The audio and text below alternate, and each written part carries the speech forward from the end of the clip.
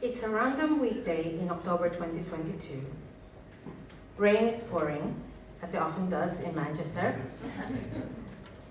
I'm sat in yet another meeting room, stuck in back-to-back calls with complaining clients and unhappy colleagues.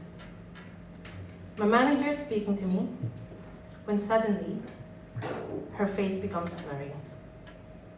In fact, the whole room becomes blurry.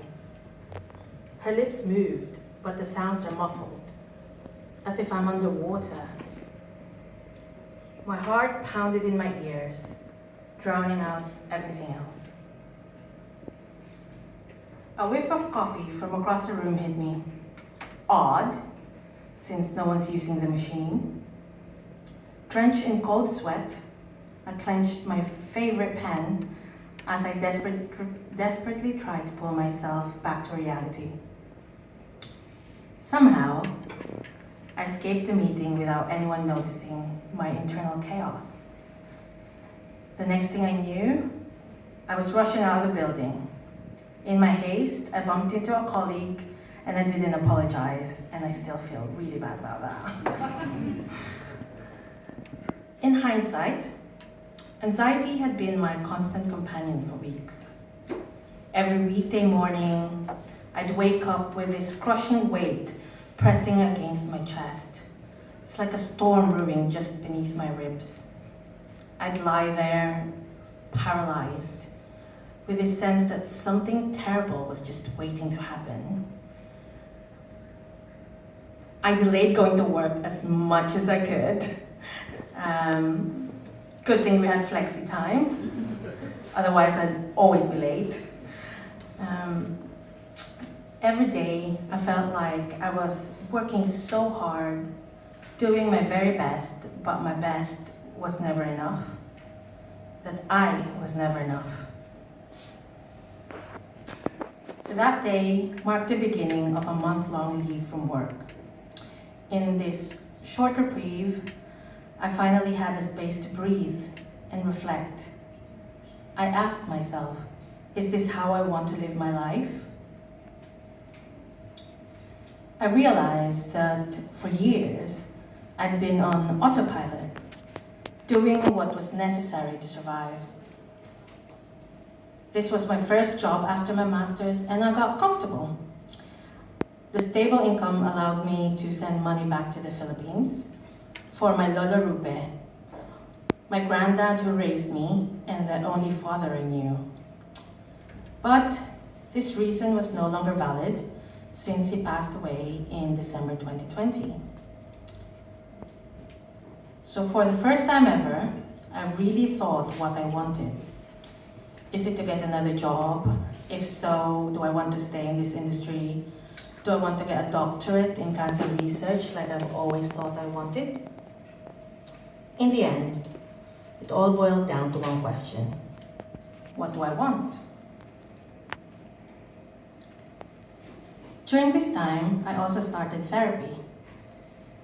As I sat in those sessions week after week, I found myself constantly circling back to one person, Lola Rupe, my granddad. The pandemic had created an insurmountable distance between us in his final days. There I was, stuck in Manchester, while he was in the Philippines, a world away. The weight of unspoken words hung heavy in every therapy session.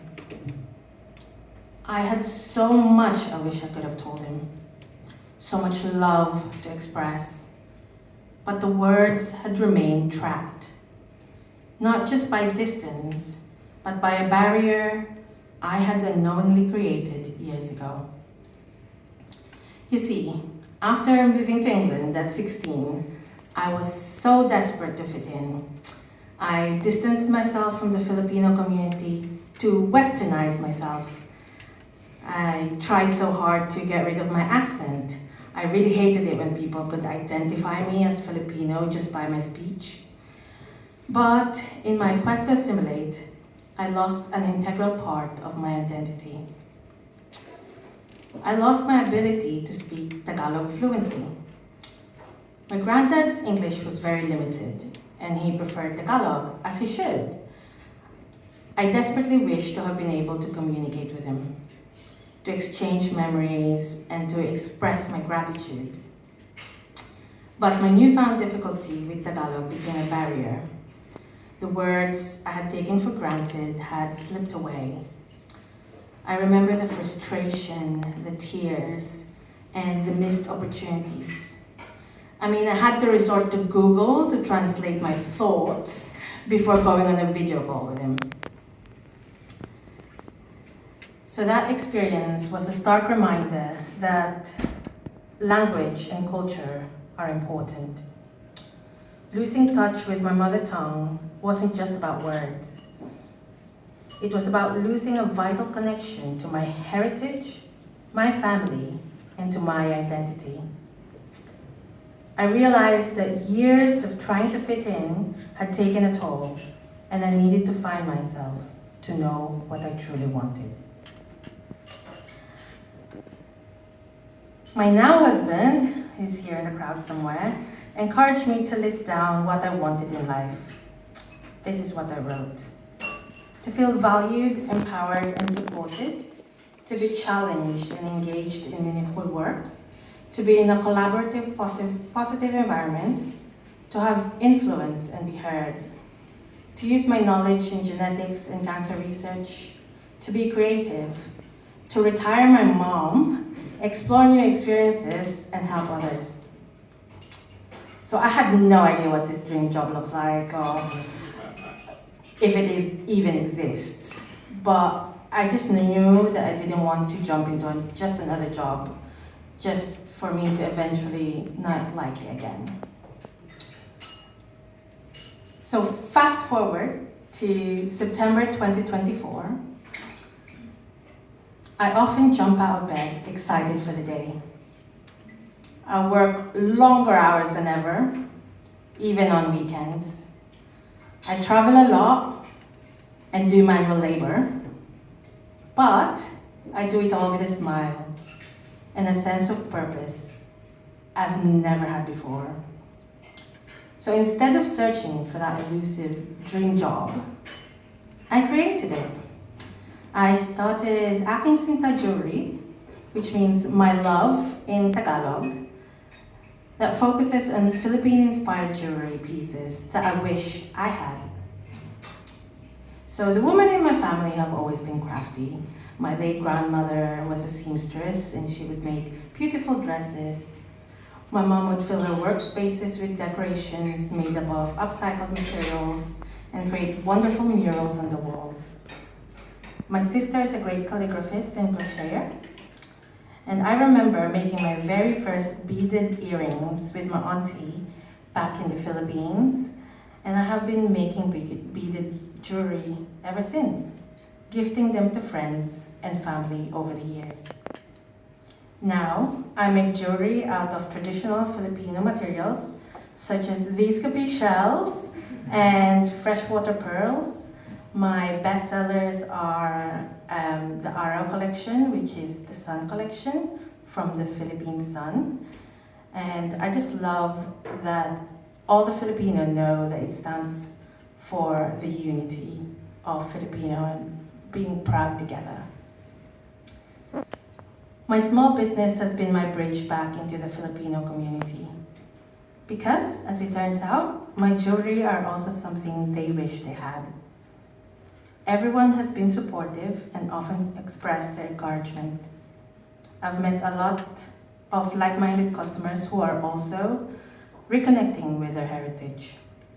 And recently, just this weekend gone, I represented the Philippines as one of the craft traders for Celebration, this 3-day Southeast Asian festival held in London, which I'm very proud of.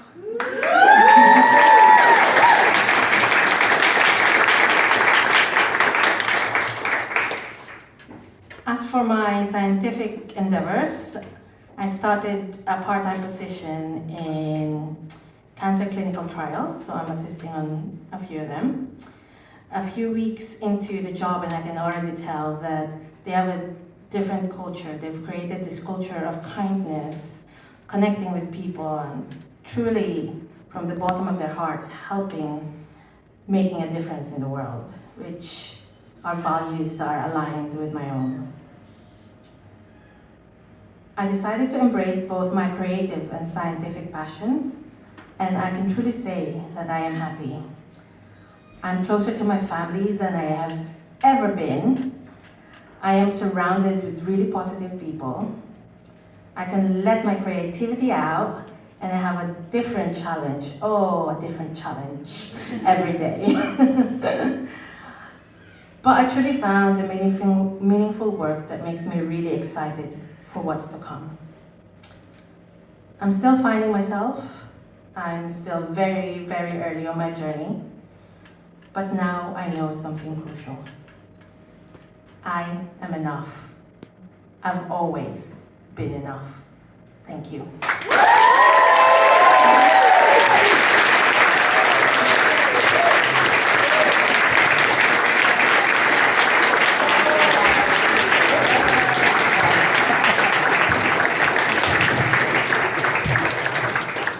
Oh, Zoe, well done, and also well done on taking the last spot as well, because sitting, waiting the whole evening to tell your story and then telling it so well.